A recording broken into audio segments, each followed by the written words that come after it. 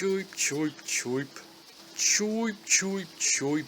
These Templars get to see the wonders of the galaxy. Searing deserts, horrifying space hulks, Xenos that bleed cotton candy. It can't be said there aren't a few perks to getting separated from the Great Exodus and the rest of your species. Forcibly settling down here, and it's the job of the Templars to protect them while they do this, mostly from the Xeno. Red and blue genetically manipulated creatures, some sporting a decent manicure, who were responsible for the Star Traders, your species, having to relocate in the first place. Running from the galactic core. And why are the Templars the only ones that really stand a chance against them? Because they're soldiers empowered by their lineages. They have the ability to recall the memories, experience, and skill from generations of Templar ancestors. Presumably, they're all legacies, and the newest blood they have probably is ancient, at least in terms of DNA. Without that powerful and condensed training regime, they wouldn't even be able to pilot their modified mining mechs. To clarify the scale, without these mechs, even the smallest Xeno would be bigger than you. So you play as an epic squad of soldiers in big suits of robotic armor, who have untold generations worth of battle-hardened memories to draw upon, to fight against a powerful foe in a desperate attempt to save the survivors of your species. And all of this presented with no voice acting and usually moody silence, interrupted by weird, creepy ambient noises. Firefights and triumphant yet urgent music. Quite militaristic.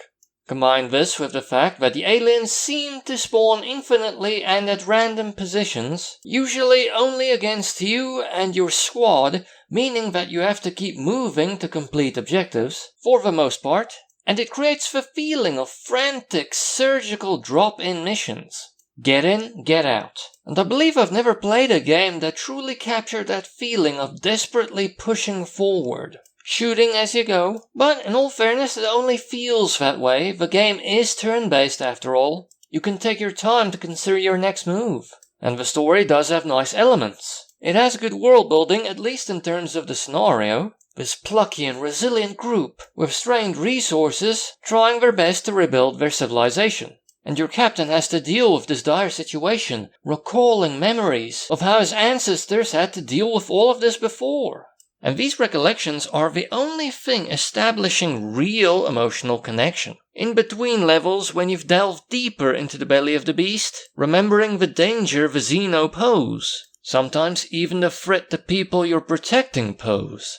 Maybe pitying or disapproving of the current political situation, but never faltering in your duty. But other than that, the story is a bit functional. And the plot jogs along, dividing into different missions. You know we have to do this, but before we can do this, we have to do that. Sometimes the scenarios are just justification for gameplay. And spoiler alert, the big twist of the game is quite predictable. Dun dun dun! And I believe it's predictable in a similar way that the previous game I reviewed is predictable. Shadow Tactics Blades of the Shogun. They create the same kind of conspicuous moment. If in this game the presentation is a bit more bare bones. Gameplay-wise, it's turn-based strategy. Your characters have movement points and action points.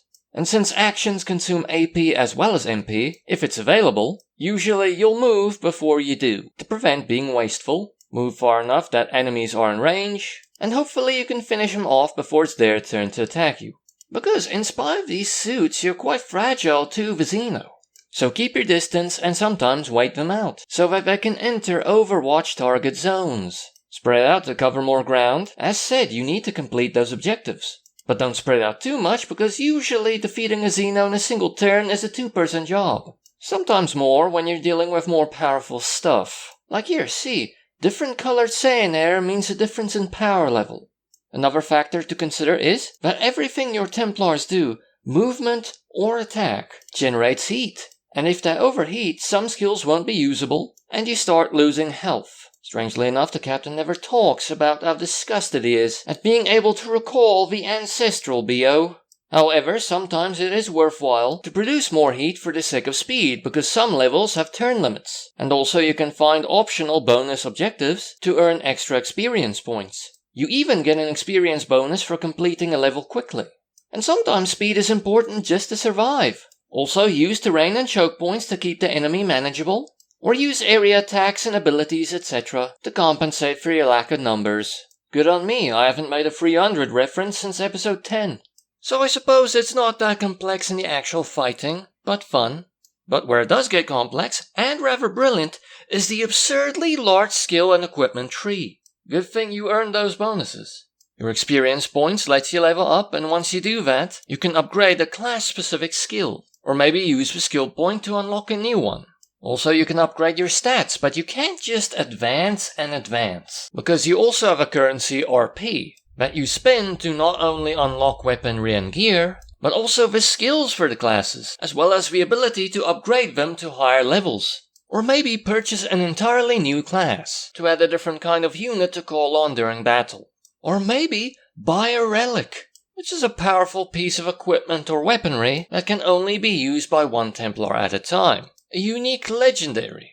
Awesome. So you use RP to expand your tactical variety, but that can take away from focus, even resulting in a bottleneck where certain characters hoard skill points because they don't really have anything good to spend them on. But here you go, you have a lot of options. Go, create your perfect squad. Do you like melee fighters? Ranged fighters? Spend those points on whatever you want, because perhaps obviously, you will not get around to buying all of it. Not during a single playthrough at least. There is a new Game Plus feature once you complete the game, if you can bear to replay a game for that reason. And the same goes for leveling up your characters. Although to a lesser extent, I did come close with my captain. The level cap is 20, and because of that I think at most you can max out 2 skills for a character, and progress can feel a bit slow on this front because of the mentioned bottleneck. So a fair amount of classes, a lot of skills, a lot of possible weapon upgrades, leveling up and improving gear as you go, a lot of possible routes for squad progress, and different ways in which your squad can become powerful. And the jolt is quite nice when one of your squad equips a relic, slow but sure progression. And you do tend to focus more on what you're getting than what you're missing out on, if what you upgrade is conducive to your strategy. Because, once again, let's just look at that skill tree. Fairly early on, you will realize that the rewards you earn won't buy this thing up quickly. So pretty soon out of the gate, it encourages you to not pull your hair out over it. I mean, look at how far I had to go at the end of the game. On to the visuals. The game is rather grungy, barren deserts, and horrid metallic graves. Not really great in terms of design or graphics. Sometimes I think it reminds me of a Flash game, but one that didn't go cartoony. The game has some odd splashes of color too, but the visuals are distinct and they do contribute to the whole feeling of the game. But also I do suppose there aren't that many tiles in the toolset, and thus there isn't that much visual variety either. Not level to level, or in the levels themselves.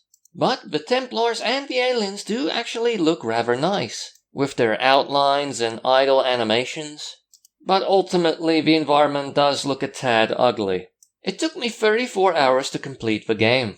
And it is cheap on Steam. 79 Rand full price, 39 Rand 50 on sale. That's 1 Rand 17 per hour of gameplay, which is quite splendid.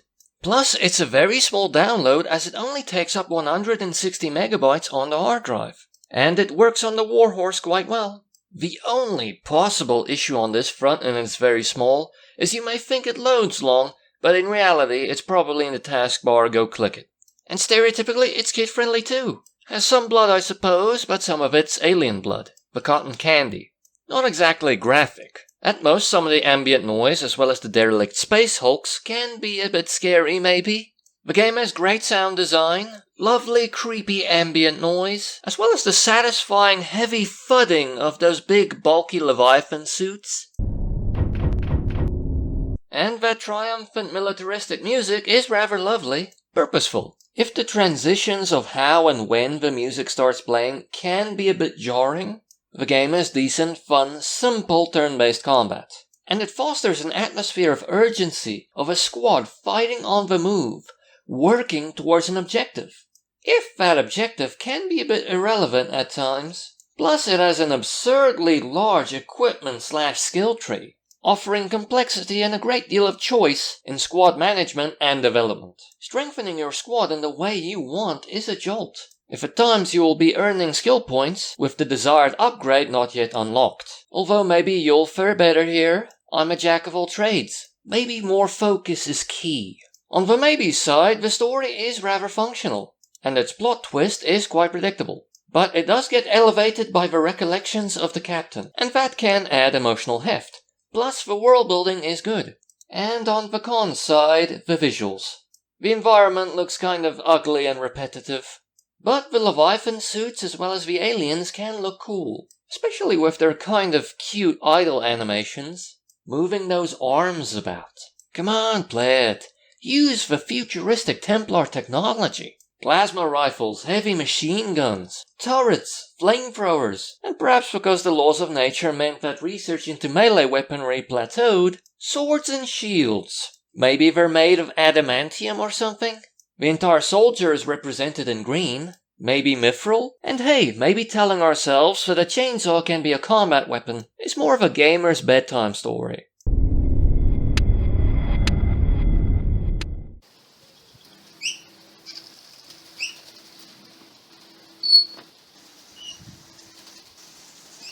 Cheap, cheap, cheap. Cheap, cheap, cheap.